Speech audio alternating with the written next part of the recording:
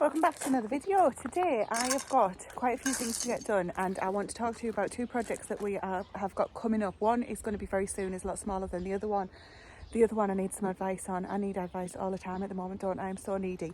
Leads me to, I read all of the comments earlier this morning on the plot tour video, so thank you so much for those. Really appreciate it. I learned so much, and hopefully people reading the comments can learn stuff as well, because not everybody knows everything. Obviously I know very little. Anyway, I've got Grace coming out to give me a hand. She's given me an hour of her valuable time to come out and get a load of stuff done in the garden, in the veg plot with me, basically just to be my hand so that we can get things done quicker, a lot of which is the stuff that we talked about in that video on implementing things.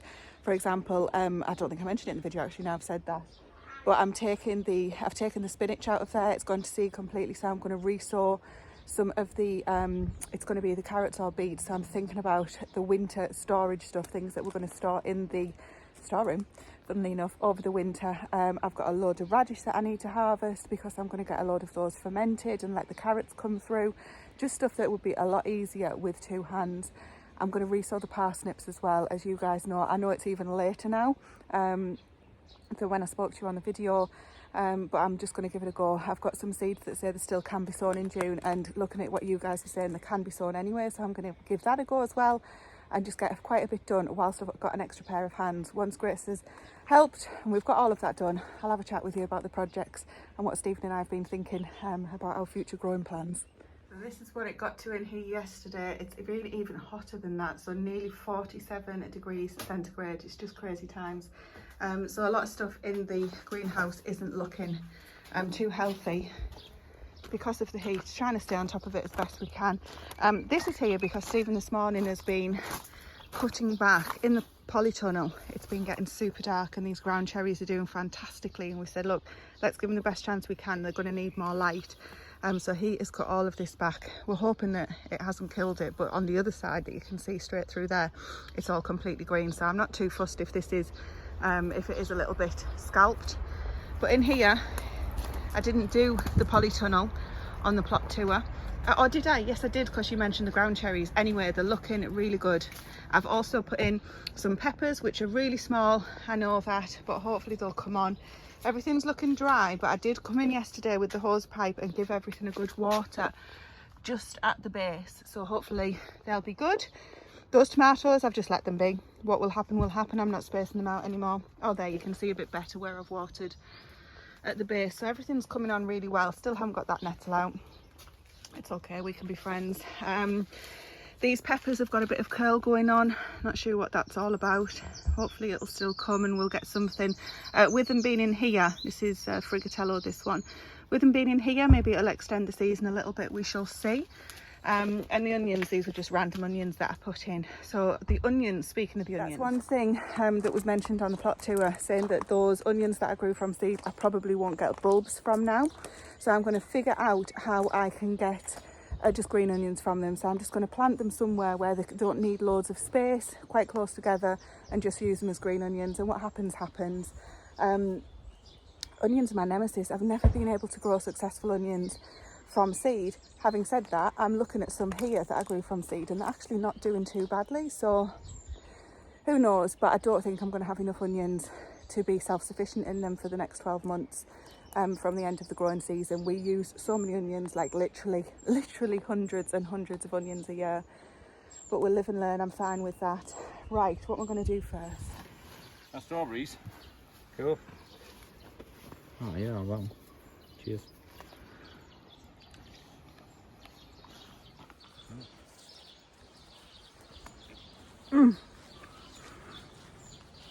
Right, now we'll get started. Just spotted them as Grace was coming out, so we've had a strawberry to start us off. Right, I've got my hat. Grace brought it out very kindly because I don't know about you, but I struggle with the brightness.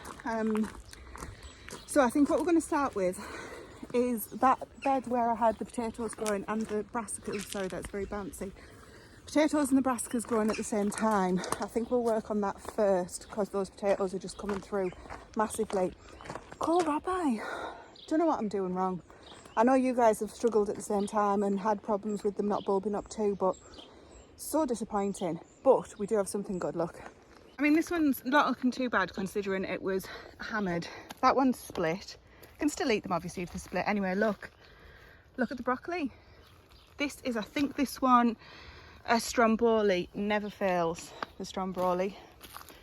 So yeah, these are trying the hardest to come through. I'm not going to move the ones that have already started, but these at the back here, I'm going to take these out and I'm going to replant them with Grace over there, I think. Just while we're waiting for Grace to come back out, I've also, these are the Greek beans, grown from seed. I popped these in on the 30th of May. Look at them. Absolutely coming through really well. These were in the unheated propagator, but obviously it was very heated because it was in the greenhouse. So in the greenhouse, in the unheated propagator, and they grew like the clappers. Now look, I've put my rhubarb leaves down as you can see. Let's go around here because these were in the propagator. And then look, these were just in the greenhouse. The difference is unbelievable. So clearly beans, or those beans at least, were happier inside the propagator. Obviously it wasn't switched on. In the greenhouse with plenty of water. The extra layer of plastic, I presume, has just made them come on even more. So I'm really pleased with how these ones are doing. So hopefully they'll just grow up and we'll be keeping those for the winter pantry because I just love those beans in the winter. We will get some fresh. We will eat some fresh as well, is what I was trying to say then. The other thing, Carly, a lady who I follow on Instagram and follows me very, very kindly, has sent me some more of the sardines. So I'm going to get those in today as well. In fact, we'll probably do that with Grace because it's easy when it saves all the bending over, and still got a bit of a painful back, frustratingly. So I'll get that done today as well. Let's work this out. Plan together. This is the bed that's been so troubled. Now, as you can see, this is a little bit on since we last spoke. These broccoli here are already trying to flower. They must be so stressed out. So these will be meals this week, and I think what I'll do is just replace all of the broccoli that were here. I've got some red cabbage, clearly a kohlrabi, and I think these are cabbages here, or cauliflower. Now the other thing that we've got, the cauliflowers are trying to come, but they are also looking like they're just going to flower at any moment, I'm guessing due to the heat. Clearly this one has as well, so we'll whip that out and we'll get these replaced, and we'll get working on that. Let's crack on. Well, as you can probably tell, it's a different night. It's the night after. So Grace and I worked in here yesterday, but it became far, far too hot. It didn't actually look or feel that hot when we first got started, but it was just such an intense heat that it wasn't good for any. We did about 45 minutes and then we stopped. So what I've managed to get done, let me show you quickly because I've got something else to show you before we finish this one. It survived the night. I got this in yesterday, one single red cabbage here. A couple of those cauliflowers are going to come out. We're going to eat those this week. And then a couple of other replacements from the bed that I showed you. We've managed to get those in here and re-net them because there are cauliflowers, what they're called, cabbages. Caterpillars. Cauliflowers, cabbages, caterpillars. It's been a long day. The sun's going down, it's quite late now actually. So there's been, somebody was talking to me about the perennial kale saying, don't you get caterpillars on it? And we haven't had a problem with it up to now. Grace noticed yesterday when one of the jobs that she was doing was trying to get that tidied up, it was covered in aphids and caterpillars. So that's kind of a sacrificial plant at the moment. That will be absolutely fine. You can, 9 times out of 10 with those perennial kale, from my experience, you can treat them badly and they'll keep coming back. So hopefully if that's a sacrificial plant, I'm happy with that. All I'm doing is cutting it off with the caterpillars intact and feeding it to the chickens. So the other thing that we've got done is this bed here. This is I was undecided what to do with this one. This was the one where I was thinking about the onions, and you guys told me they're not going to bulb up more than likely, just use them as green onions, which is the great advice, but I'm not going to waste a bed for that, I don't think, or haven't anyway. So what Grace has helped me do here, which is also netted, is just get some of the red, or the remaining red cabbages in there. I feel like I said red cauliflower. It really has been a long day. And sweet corn are in there as well, so that's netted. Now at the end of this bed, at the end of all 3 of these beds actually, I'm going to put a winter pumpkin, a winter squash in there, so that'll go in soon, and I probably will put a plastic bottle or some sort of protection over that because I have a feeling that might get eaten by the slugs as well. But just look, we had a huge deluge after the heat yesterday, massive deluge of rain. It was just, honestly, it was the heavens just opened, as we say, and it's done the world a good, hopefully. So these have only just gone in tonight. That one individual one went in yesterday and survived the rain. These buckets were full inches and inches, so it really did come down. So hopefully that sweet corn, it's been watered. There's some main crop size sweet corn or standard sweet corn, some baby sweet corn in the back there, so we'll see if they take. They're a little bit far behind, but I think we've still got a chance. And the other thing Grace helped me out with, she has put in the bottom of these, we've got the horse manure that you saw, and we've just topped those off with compost. I'm going to put the some of the climbing beans and the soup peas and things like that are just going to get sown in there. I'm going to do more of these all the way along. So that's something that the kids can help me with, a nice and easy task that is quite rewarding. So I'm quite pleased that we've got that done.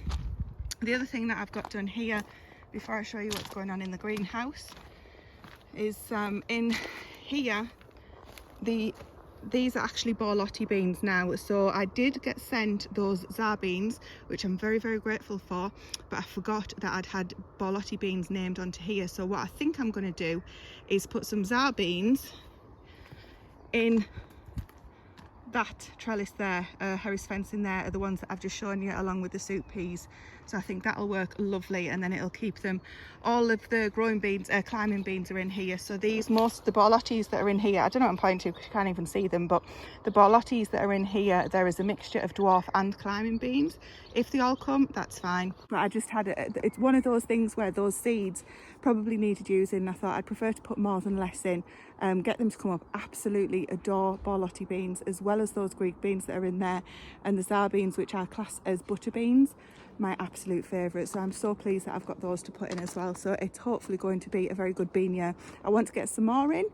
Where are we now? Oh, sorry, that's a bit not a great light this time of night. We are coming up to sort of the 3rd week in June, is it? I think that's about right. Still should have time to get some more French beans in, some dwarf ones now, and we should be good. So I'm going to take you into the greenhouse because we've got a bit of an interruption to this broadcast. Stephen isn't supposed to be helping me out tonight. He was going to do this task at the weekend, but he's brought it forward a little bit because it's cooler, and on the weekends it's just been far too hot to work in the greenhouse. So I'm going to go and show you the project that we're getting started in there. It's really exciting.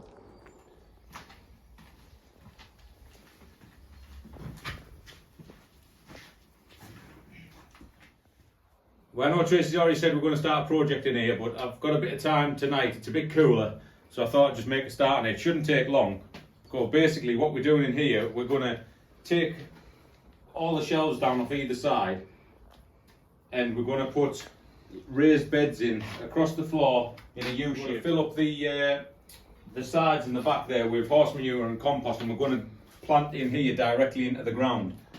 So this shelf up here is staying, and then we might put another one on the other side, but this one's coming out, and this warmer heating area, whatever it's called, it's got all like your heating in it to warm your plants in the winter, but it's too big for what we want out there. So what we're going to do is just going to cut it down to about that size and take it out and replace it onto this shelf here, which is already in. So that's all supported well, so that'll just go nice on there. So it shouldn't take long, should be a quick, easy job. So famous last words, we'll get on with it. Well, it's very late. The sun has pretty much gone down and we should be in bed. So we're going to finish up for the night. Stephen has got the whole shelves out that were on here. Everything down here is being cleared out, and he's trying to figure out a way. There is down there, there's an electric point. So in this greenhouse there is electricity, and it's run underground to the shed that Stephen put in when we moved in here. So he's trying to figure out a way to make that safe, so that obviously when I'm watering and stuff and a bit free with the water, I don't electrocute anybody. So that's going to be it for tonight. As I say, it's very late. We've got a good job done. I've got plenty done outside, and I'll catch up with you on another video to show you what else I've got done and to show you how this project's going on. We've also got another really exciting project which involves just over there coming up, but I would appreciate your advice on it, so I will get to that very soon. I'm going to end this video here, otherwise it'll never get out. Catch up with you in a couple of nights. Talk to you later. Bye for now.